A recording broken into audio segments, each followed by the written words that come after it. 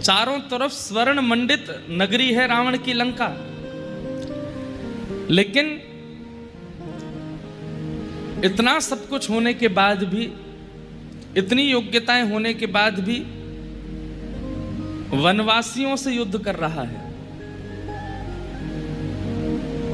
आपको अपने स्तर का विचार करना चाहिए, सामने वाले के स्तर का भी विचार करना चाहिए। प्रभु श्री राम वनवास काट रहे हैं अपना। वैसे तो राम जी की योग्यता तो अति अद्भुत है, लेकिन एक सामान्य बात आप लोगों को समझाने के लिए है।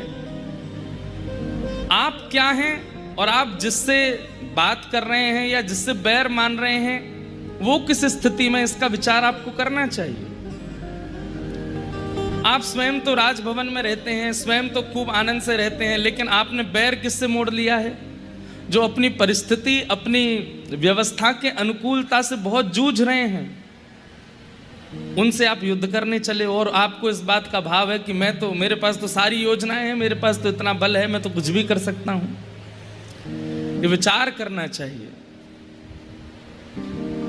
लेकिन रावण इसका विचार नहीं करता। वनवासी प्रभु श्री राम के साथ युद्ध करता है, जो कि बानरों की सेना लेकर के आए हैं। रावण का चौथा कुभाव क्या है? इतनी बार हताश निराश, हर जगह से हार मिलने के बाद भी चेत नहीं रहा है। ठाकुर जी ने सीधे रावण का वध नहीं किया है, बहुत संकेत दिए हैं उसको, एक से अनेक संकेत दिए हैं। सबसे पहला संकेत तो शूर्पणखा से ही आया कि मत करना है ऐसा कुछ भी, लेकिन उसके बाद भी अनेक संकेतों को ठुकराता गया। हनुमान जी आए, उनका संकेत भी ठुकरा दिया। अंगद जी आए, उनका संकेत भी ठुकरा दिया। कुंभकर्ण मर गया, उस संकेत को भी ठुकरा दिया। अक्षय कुमार, उनके पुत्र की मृत्यु हो गई, तब भी वो संकेत भी ठुकरा दिया। अनेक संकेत और अनेक सुझावों को ठुकरा दिया, अपने मन की करता है। ये उसका चौथा कुभाव है। कई बार हमें संकेत ठाकुर जी ही प्रदान करते हैं हमारी किसी भी क्रिया पर, लेकिन हम उन संकेतों को समझ नहीं पाते। अच्छा, एक और बात बताएं, संकेत भी सत्संगी को ही समझ आते हैं। जो कथा श्रवण करता होगा, गुरु आश्रय में जाता होगा, वैष्णवों का संग करता होगा, जीवन में आने वाले संकेत भी उसी को ही समझ आते हैं। जो कभी सत्संग आदि नहीं करता, उसको संकेत नहीं पता चलते ठाकुर जी के।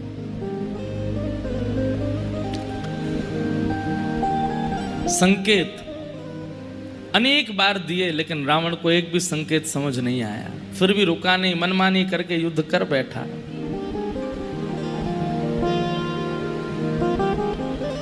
ऐसे ऐसे अनेक हैं, अब पूरी डायरी भर जाएगी कितने कुभाव हैं रावण के। इन कुभावों का त्याग ही विजयदशमी है।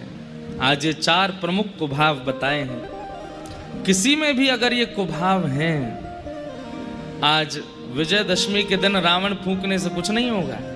अपने चित्त में रावण तो नहीं बैठा, उसको ढूंढो।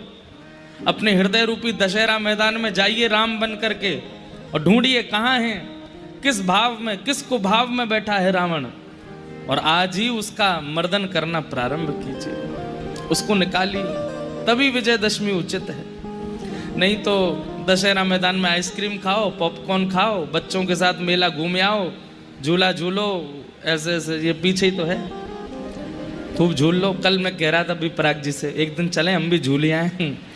बोले महाराज जी कथा में झूले ही रहे हैं, ना रात में सो रहे हैं ना दिन में कुछ, ये झूला ही तो है।